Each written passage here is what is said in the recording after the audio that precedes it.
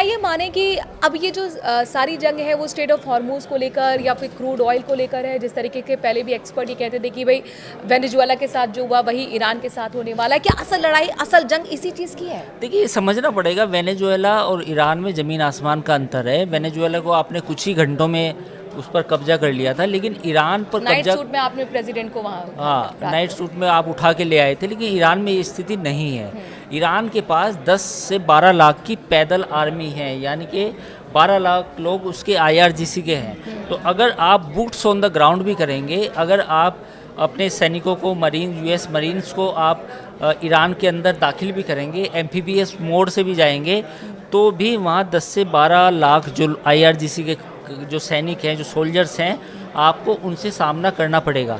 दूसरा, वेनेजुएला और ईरान में ये फ़र्क समझिए कि वेनेजुएला, ईरान के लोगों के अंदर जो एक बात है कि भाई हम मरना चाहते हैं, हम मरना पसंद करेंगे और अपने, वो उनके सिर्फ ईरान के प्रमुख नहीं थे, धर्मगुरु भी थे, इस तरह से भी तो देखा जा सकता वो भी है। और दूसरी बात, जो ईरान के जो लोग हैं, खासतौर पर IRGC के और जो बाकी लोग हैं, वो मरने के लिए तैयार हैं। तो ये वेनेजुएला वाली सिचुएशन बिल्कुल नहीं है, और मुझे लगता है कि यही मिसकैलकुलेशन अमेरिका से हुई। हाँ, तो शायद ये आप कह रहे हैं कि ट्रम्प को ये एहसास नहीं था कि जंग तो शुरू कर देंगे, इतनी लंबी भी खिंच सकती है। हाँ बिल्कुल, उनको कोई एहसास नहीं था। मुझे लगता है कि जो उनके सहयोगी थे, जिसमें स्टीव विटकॉफ, और अब माना जाता है कि उनके दामाद ने भी उनको सलाह दी, अब बाकी लोगों ने भी कहा, जो 4-5 लोग हैं, तो ये सिचुएशन उनके लिए इतनी फ़ायदेमंद नहीं रही। लेकिन अमेरिका में भी देखा हमने, कुछ वक्त पहले प्रोटेस्ट भी शुरू हो गए हैं और ट्रम्प के खिलाफ भी लोग सड़कों पर उतर आए हैं। वो कह रहे हैं कि आप हमारे टैक्स का पैसा कहाँ बहा रहे हैं, जो अफगानिस्तान में गलती पिछली सरकार ने की आप वही दोहरा रहे हैं। और आपका प्रॉमिस तो इलेक्शन में ये था ना कि किसी तरह की कोई जंग नहीं होगी,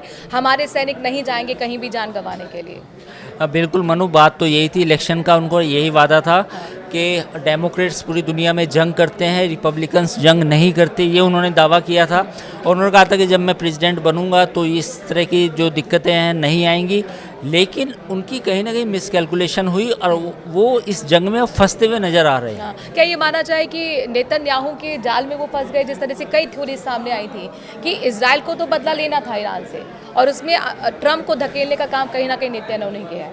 नहीं, अमेरिका में अब इस बात पर बहस होने लगी है कि आप इजराइल का जो लॉबी है, जो इजराइल की लॉबी है, कहीं ना कहीं वो प्रभावित करती है अमेरिका के एडमिनिस्ट्रेशन को, खासतौर पर ट्रम्प एडमिनिस्ट्रेशन को। तो ये सवाल तो वहाँ पर उठने लगे हैं कि क्या आपने इजराइल की लड़ाई लड़ी, क्योंकि अमेरिका का तो वहाँ पर कुछ नहीं था। दूसरी बात ये भी है कि अगर अप्रूवल रेटिंग्स की बात करें डोनाल्ड ट्रम्प की, तो वो भी घटकर 15% पर आ गई है, एक रिसेंट सर्वे में ये कहता है। तो पॉइंट ये है कि कहीं ना कहीं जो इजरायली लॉबी थी उसका असर तो कहीं ना कहीं एडमिनिस्ट्रेशन पे था, और ये अब इस तरह के आरोप और चर्चा होने लगी। तो ट्रम्प के नज़दीकी भी हैं, उन्होंने भी पॉडकास्ट में ये बात कहीं ना कहीं कही थी कि नेतन्याहू के जाल में कहीं ना कहीं ट्रम्प फंस गए हैं, और ये जो स्थिति है वो अमेरिका के लिए सही नहीं है, इकोनॉमिकली भी सही नहीं है। टैरिफ वॉर हमने देखा, उसकी वजह से लोग वहाँ के नाराज़ थे, व्यापारी वहाँ पर नाराज़ थे, और अभी एक युद्ध जो कि कहते हैं अनावश्यक तरीके का ये युद्ध था, जिसकी ज़रूरत अमेरिका को कहीं से नहीं दिखती है, वो अब यहाँ पर ट्रम्प लेकर आए हैं। लेकिन आगे अब जो हुआ वो दिख रहा है, मौजूदा हालात से हम लोग सभी वाकिफ़ हैं। 18 दिन बीत चुके हैं, जंग खत्म नहीं हो रही है, बल्कि अब ये और भी विनाशकारी और भयानक दौर पे पहुंच गई है। किन किन सेक्टर्स पे सबसे ज़्यादा असर पड़ेगा, अगर आम लोग इसे समझने की कोशिश करें? देखिए, शेयर बाज़ार दुनिया का कहीं भी हो उस पर असर पड़ेगा। आप भारतीय शेयर बाज़ार की बात कर लें या दुनिया के और बाकी शेयर बाज़ार की बात कर लें। दूसरा, एनर्जी प्राइसेस बढ़ने का असर, कच्चे तेल का इस्तेमाल पेट्रोकेमिकल्स में और बाकी जो और केमिकल इंडस्ट्री है उसमें भी होता है, तो वहाँ भी एक असर देखने को मिलेगा। और तीसरी बात ये है कि रिफाइनरीज़ को अगर नष्ट किया जाता है और अगर उनमें ज़्यादा डैमेज होता है तो उसमें 3 से 4 साल और 5 साल और मैक्सिमम 10 साल तक लगते हैं। तो ये जो इंडस्ट्री इंस्टॉलेशंस है जहाँ पर अटैक हो रहे हैं एक दूसरे के, इनको वापस खड़ा करना उतना शॉर्ट टर्म इफेक्ट नहीं है, लॉन्ग टर्म इफेक्ट, ये लॉन्ग टर्म इफेक्ट है। और आप ये चीज़ को वेरीफाई भी कर सकते हैं कि एक रिफाइनरी को खड़ा करने में कितना वक्त लगता है। एक रिफाइनरी में अगर माइनर डैमेज हो तो 1 से 2 साल लगते हैं, थोड़ा सा और उससे ज़्यादा डैमेज हो तो 5 साल लगते हैं, और अगर रिफाइनरी पूरी तरह बर्बाद कर दी जाए, चाहे वो LNG की हो या क्रूड की हो या ऑयल की हो, तो उसको 10 साल लगते हैं। तो ये चीज़ें इतनी आसान नहीं है जितनी आसान समझी जा रही है। चीज़ों को नष्ट करना बहुत आसान है, लोगों को ये समझना कि ईरान में अटैक हो रहा है, हमें कोई दिक्कत नहीं है, तो ऐसा नहीं है। जहाँ जहाँ अटैक होता है उसका असर, अब पूरी दुनिया ग्लोबलाइज्ड है, जो भी गल्फ कंट्रीज़ में गैस पैदा होती है, तेल पैदा होता है, वो पूरी दुनिया इस्तेमाल करती है। सोना आता है इनफैक्ट हमारे यहाँ।